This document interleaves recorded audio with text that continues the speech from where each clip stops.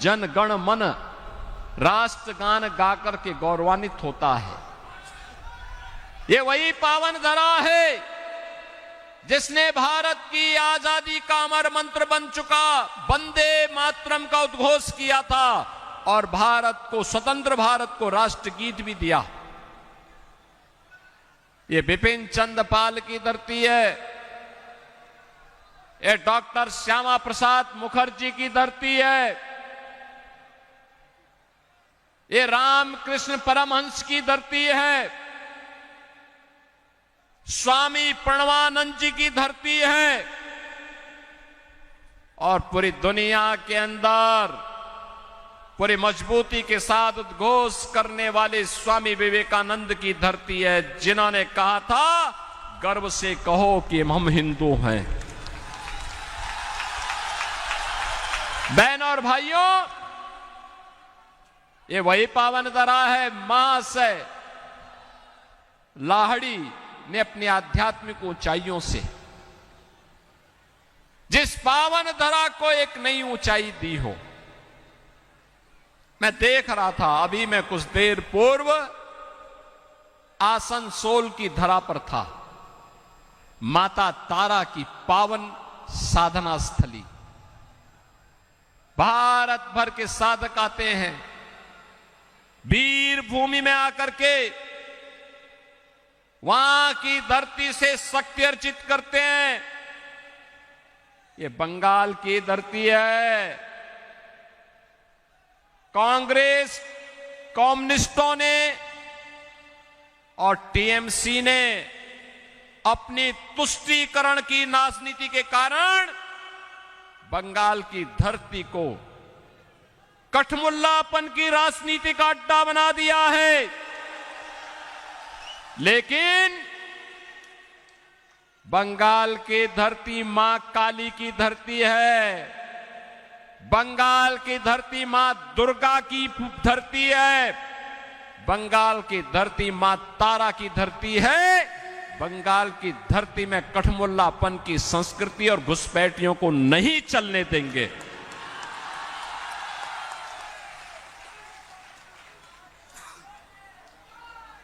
बंगाल को फिर से उसका गौरव दिलाने का काम,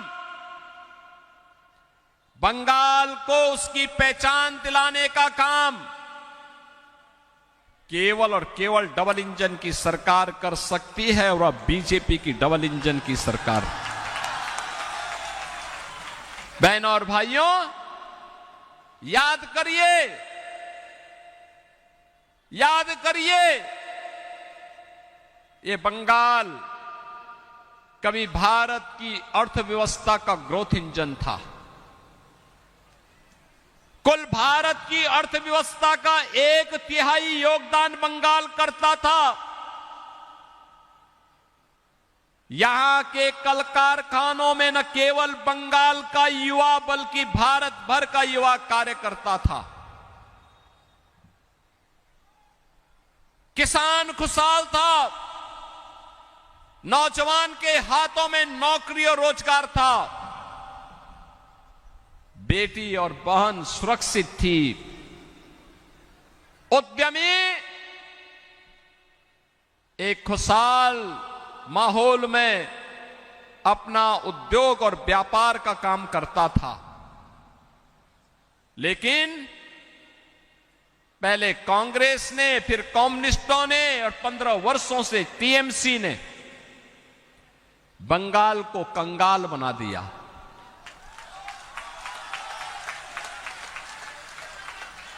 बंगाल की इकोनॉमिक लीडरशिप को, जो बंगाल लीडर था, उस बंगाल को भारत की इकोनॉमी में लूजर बना दिया। जो बंगाल भारत को नेतृत्व देता था, खुशहाली का प्रतीक था, सस्य श्यामला मातरम वंदे मातरम की पावन धरा थी, वह बंगाल अराजकता का, गुंडागिर्दी का, माफियागिरी का, असुरक्षा का, अव्यवस्था का, भ्रष्टाचार का गढ़ बन गया। न बेटी सुरक्षित है, न व्यापारी सुरक्षित है। मोदी जी विकास का जो पैसा भेजते हैं वह पैसा टीएमसी के गुंडे हजम कर जाते हैं। गरीब को कुछ नहीं मिलता है, कुछ नहीं मिलता है। किस हद तक की गुंडागर्दी थी? पिछली बार एक खोखनदास चुनाव जीत रहे थे, अंतिम समय में टीएमसी के गुंडों ने जबरदस्ती इन्हें हरवाया था। याद करिए, पिछली बार श्रीमती कलिता माझी चुनाव में जोरदार फाइट दी थी, लेकिन अंतिम समय में टीएमसी के गुंडों ने जबरदस्ती बूथों पर कब्जा कर दिया। याद करिए, पिछली बार दिलीप घोष चुनाव जीत रहे थे, लेकिन अंतिम समय में इनको पराजित घोषित कर दिया गया। किस प्रकार की अराजकता! और आज तो आप देखते होंगे, ममता दीदी को जय श्री राम से नफरत है। वे दुर्गा पूजा नहीं होने देती। हिंदू पर्व और त्योहारों में कर्फ्यू जैसा माहौल बना देती है। मुर्शिदाबाद में क्या कुछ नहीं हुआ, सरकार मौन थी, उन गुंडों के साथ खड़ी थी, उपद्रवियों के साथ खड़ी थी। यहां पे दुर्गा पूजा और विसर्जन के आयोजन पर प्रतिबंध लग जाता है।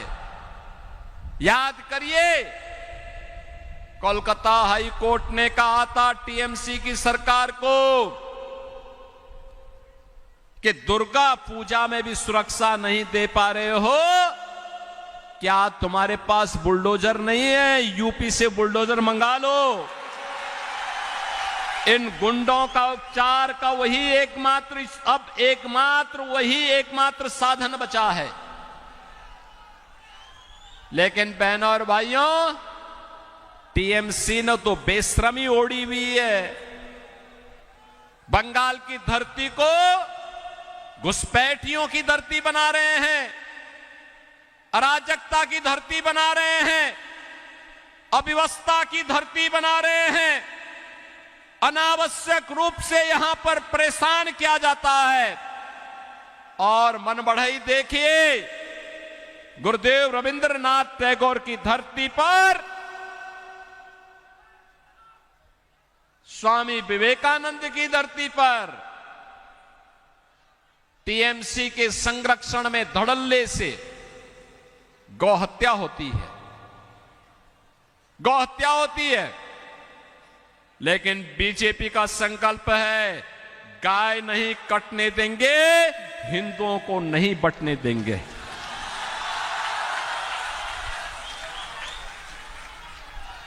नहीं बंटने देंगे। हमारा संकल्प है,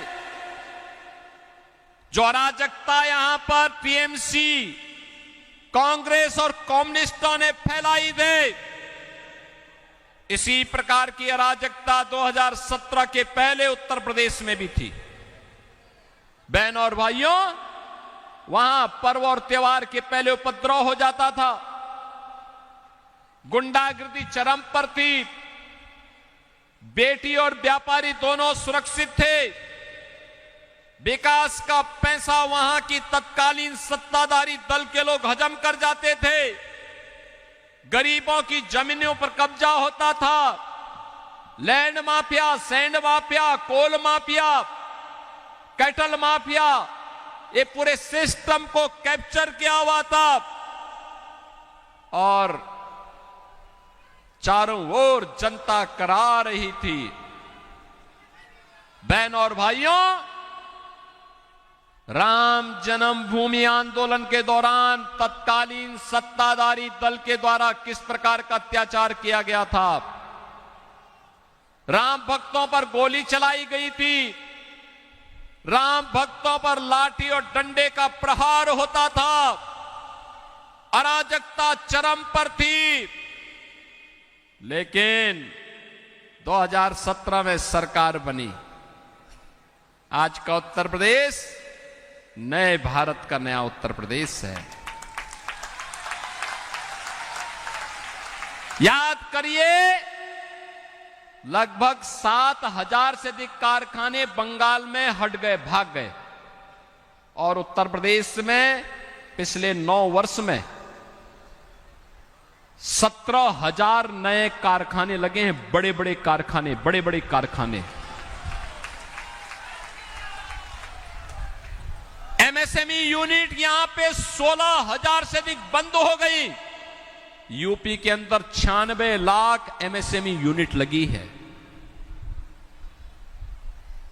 याद करिए, पहले उत्तर प्रदेश में जय श्री राम बोलने पर प्रतिबंध होता था, और अब तो विश्व का सबसे बड़ा हिंदू मंदिर अयोध्या में राम जन्मभूमि का बन करके खड़ा हो गया है। कोई रोक पाया? क्या कांग्रेस, कम्युनिस्ट और टीएमसी या इनके पार्टनर रोक पाए? ये डबल इंजन की स्पीड का ये लोग मुकाबला नहीं कर पाएंगे। इन लोगों के बस का नहीं है।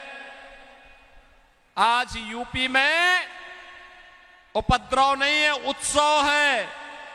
नो कर्फ्यू, नो दंगा, यूपी में है सब चंगा। वहां सड़कों पे नमाज नहीं पढ़ी जाती है, वहां मस्जिदों से कोई माइक की आवाज नहीं आती है, वहां कोई गौकसी नहीं कर सकता है, वहां कोई लव जिहाद की घटना और लैंड जिहाद की घटना नहीं आ सकती। आती है तो इतनी सख्त कार्रवाई होती है कि 7 पीढ़ियां याद करती हैं। किसी गरीब की, किसी व्यापारी की, किसी सार्वजनिक संपत्ति पर कोई लैंड माफिया कब्जा करता है और लैंड जिहाद के तहत कब्जा उसने की है, वे संपत्ति वापस सरकार लेती है उससे और वहां पे गरीबों का आवास बनाती है। आज हम लोगों ने यूपी के अंदर 65 लाख गरीबों को आवास दिया है। 16 करोड़ गरीब वहां फ्री राशन प्राप्त कर रहे हैं। 10 करोड़ लोगों को आयुष्मान भारत के अंदर 5 लाख रुपए की फ्री में स्वास्थ्य की सुविधा उपलब्ध है। बहन और भाइयों, 4 लेन 6 लेन की कनेक्टिविटी है, एयर कनेक्टिविटी है, रोपवे की बेहतरीन पब्लिक ट्रांसपोर्ट मेट्रो की सुविधा भी है। कोल माफिया, सैंड माफिया और ऑर्गेनाइज क्राइम का माफिया मिट्टी में मिल चुका है। ये डबल इंजन की सरकार है। नौजवान के कार्य हाथों को कार्य है, उसको नौकरी और रोजगार है। किसान के चेहरे पर खुशहाली है। यूपी के अंदर आलू का दाम 15-16 रुपया मिल रहा है किसान को, और बंगाल में 1 से 1.5 रुपया नहीं मिल रहा है।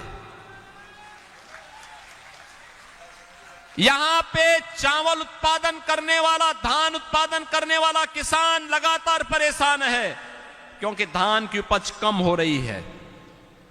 परेशान है, दाम नहीं मिलता। और यूपी के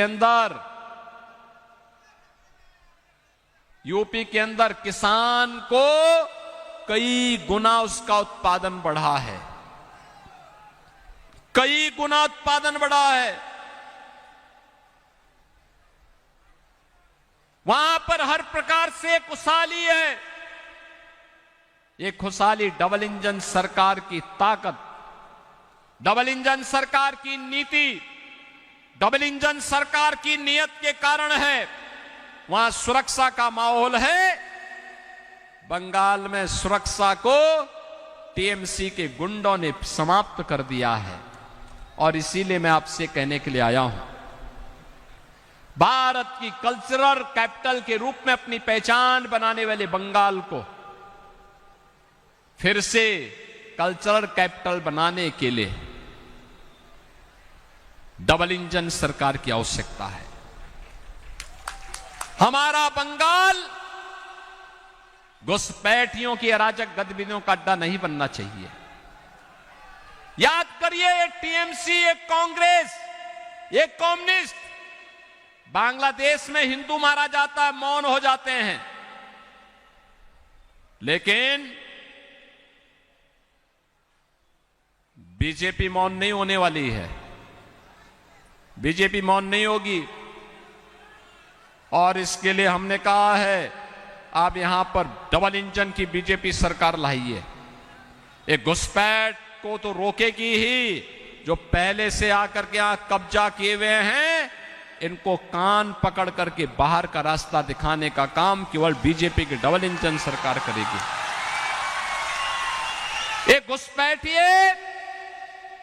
एक घुसपैठिए केवल आपके यहां पर जमीन पे ही कब्जा नहीं कर रहे हैं, आपके हक पर भी यहां के दलितों, यहां के वंचितों, यहां के जनजातीय समुदायों और यहां के अन्य समुदायों के हकों पर भी डकैती डालने का काम कर रहे हैं।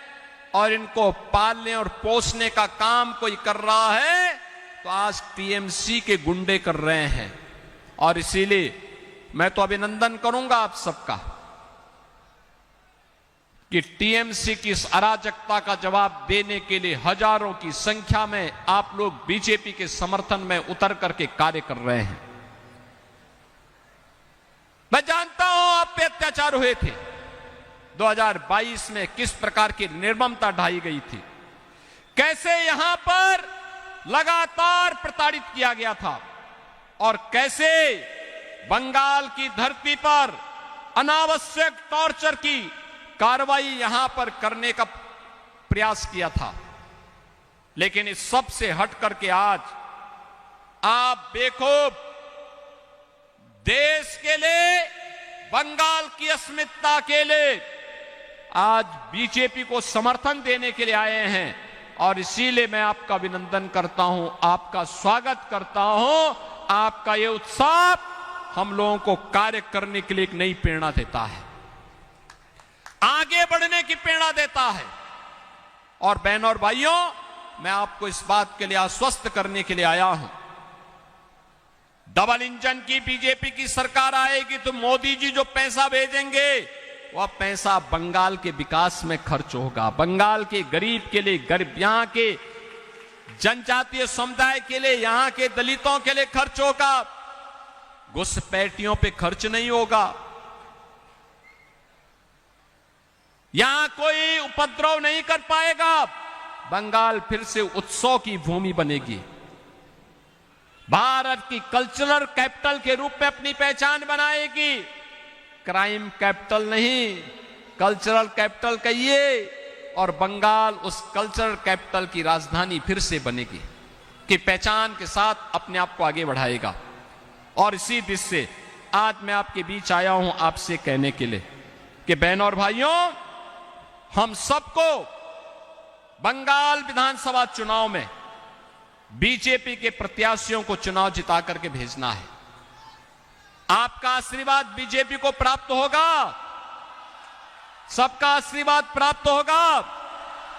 दोनों हाथ उठा करके मुझे बताओ, होगा ना?